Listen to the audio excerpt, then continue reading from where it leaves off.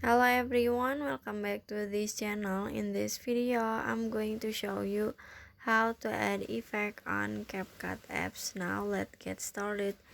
First, after you open your CapCut apps and add the video that you want to edit, you just click on the effect at the bottom, this one.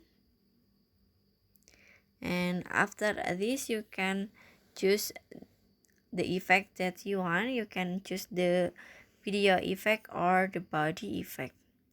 For the video effect, you can click on the video effect, and in here you can add the effect for your video.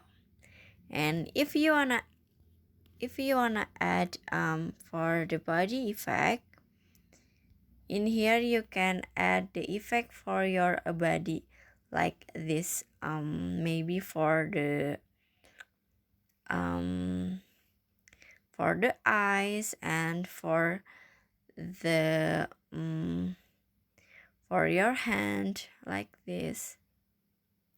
Okay, and after this, if you wanna save this effect, you can click on the check icon in here and finish. So that's how to add effect on CapCut apps. I hope you found this video to be helpful. If you enjoy with the content, please consider like, comment, and subscribe down below. Bye bye.